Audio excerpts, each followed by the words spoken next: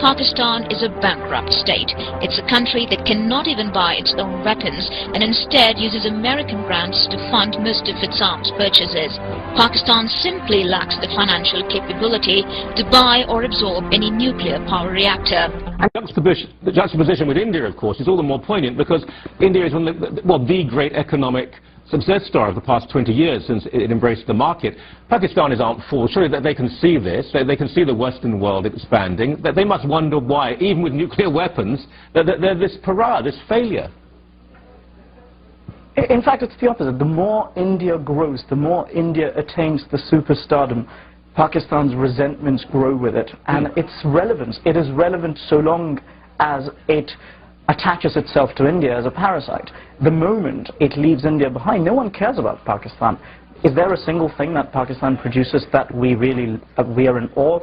No, there's nothing. Is there something Pakistan has that induces jealousy in us? Nothing. It's really a failed state, and we only look to it because it's a problem.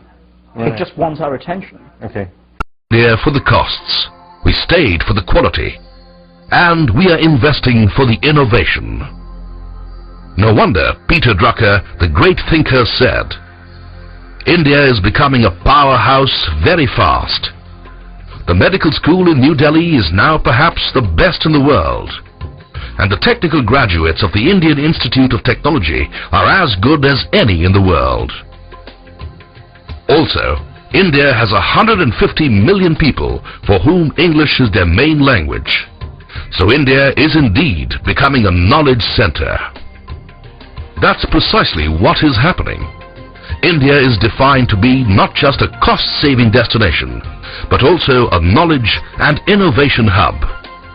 From Merrill Lynch to Reuters, from Goldman Sachs to Thomson Analytics, from Lehman Brothers to LexisNexis, all are investing in the next knowledge capital of the world. Business Week and Business World believe that in the near future, India will become the R&D hub of Asia and of the world.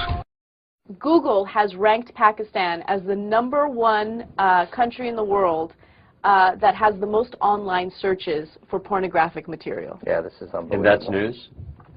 Yes, it is news. Really? It is news. They have they're not seeing it anywhere. No, I understand. It's disturbing. Read what the searches are. This is the part of it that I found surprising, okay? Because them searching for porn, not so surprising. What they're specifically searching for is surprising and disgusting. Yeah. What are they searching for? I'll read it to you right now. Pakistan is top dog in searches per person for horse sex in 2004. This isn't funny. Yes, it is. Okay. Donkey sex since 2007. You're going to argue that that's not fun. This is a serious story. You know, right there in front of the computer. Horse, donkey. Search. What else? Okay. That's it? Just horses and dogs? No, there's much more. No, this is where it gets serious. Okay, so rape pictures between 2007 and 2009. So horse sex, doggy sex, rape pictures. Rape sex since 2004, child sex between 2004 and 2007, and since 2009, animal sex since 2004, and dog sex since 2000. So are there any women, like any man-woman sex, any of that going on in Pakistan? Animal sex and... Go ahead, Anna, finish the story. So... Oh, what's next? What else? Is there more? Yes. They also are #1 in searches for... Come on. What is it? In camel sex. This is terrible. This story took a turn for the worst. Anything else you're looking for in Pakistan? हाल ही में आपका एक बड़ा सख्त column Toronto सन में जहां आप column लिखते हैं वो पढ़ने को मिला जिसमें आपने पाकिस्तान को गालिबन मुझे टाइटल याद आ रहा है कंक्यूबाइन है ऊपर दल्ले की जो तवाइफ होती है वो बन गए हैं ये लोग। ये पाकिस्तान आप ये सोचिए कि ना सिर्फ उनकी रूलिंग क्लास हुकूमत बल्कि आम इंसान भी बिल्कुल आराम से चीन के पास बिक सकता है। कल को वही 100 करोड़ लोग या 10 करोड़ लोग सऊदी अरेबिया के हाथ बिक जाएंगे और खुश होंगे। वही लोग आज ईरान के भी दोस्त हैं और सऊदी अरेबिया के दोस्त हैं, जिन दोनों मुल्कों की जंग चल रही है सीरिया में। ठीक, तो ये तो निशानदेही है कैरेक्टरलेस कौम की, जिसको अपनी आइडेंटिटी का नहीं पता कि वो कौन है। अब दरियाए सिंध पे रहने वाला अपने आप को तो नहीं कह सकता कि हमारा हिंदुस्तान से कोई ताल्लुक नहीं है। अब यकीन करिए हर महाजिर और पंजाबी कहता है हमारा हिंदुस्तान से कोई ताल्लुक नहीं। तो आइडेंटिटी नहीं है जी, एथिक्स नहीं है, मोरालिटी नहीं है। आपको जो पैसा दे आप उसके पास चले जाते हैं। सबसे ज्यादा अमेरिका के खिलाफ जो लोग हैं पाकिस्तान में, उन सबके बच्चे अमेरिका में पढ़ते हैं। हर वो शख्स जो अमेरिका को गाली देता है उसका वीजा एप्लीकेशन होता है अमेरिकन एम्बेसी में। चीन जहां लोग सूअर खाते हैं, जहां खुदा को नहीं मानते, जहां मुसलमानों के साथ जुल्म हो रहा है सख्त, वो आपका यार है। ईरान जहां And we will continue to insist to Pakistan's leaders that terrorist safe havens within their borders are unacceptable and that terrorists behind the Mumbai attacks must be brought to justice. The United States and India can partner for global security, especially as India serves on the Security Council over the next 2 years. And that is why I can say today, in the years ahead, I look forward to a reformed United Nations Security Council that includes India as a permanent member. और अब एक ऐसा पाकिस्तान सामने आ चुका है जिसमें बाहर का कोई शख्स दाखिल होना चाहता है और ना ही दुनिया का कोई मुल्क हमारे वजीर आजम या हमारे सदर को अपने मुल्क में आने की दावत देता है। और अगर ये लोग चले जाएं तो एयरपोर्ट पर मकामी हुकूमत का असिस्टेंट सेक्रेटरी लेवल का कोई अफसर इनका इस्तकबाल करता है।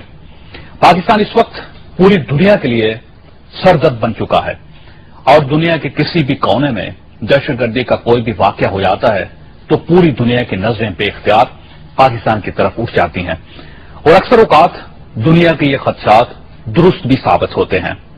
आज कोई मुल्क हमें वीजा देने के लिए तैयार है और ना ही कोई हमारे साथ बिजनेस करने के लिए रजामंद। आलमी मंडी में लोग हमारा सस्ता माल भी खरीदने के लिए तैयार नहीं है और हम समाजी सतह पर भी बदतरीन दौर से गुजर रहे हैं।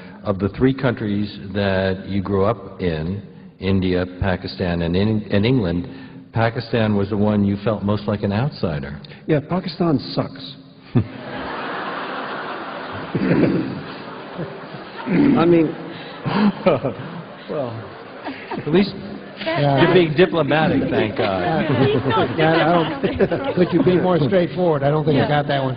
No, I know, I know it's one of America's current 2 allies in the world, but Saudi Arabia and Pakistan. We're on a roll now. But it sucks.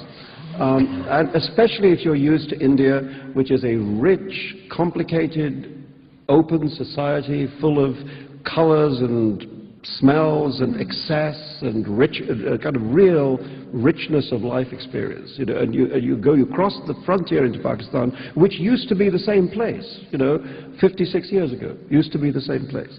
Now you feel a kind of, in a cultural sense, you feel a kind of airlessness. That there's no air to breathe. People aren't allowed to say what they think. They aren't allowed to do what they like. Women and men are segregated.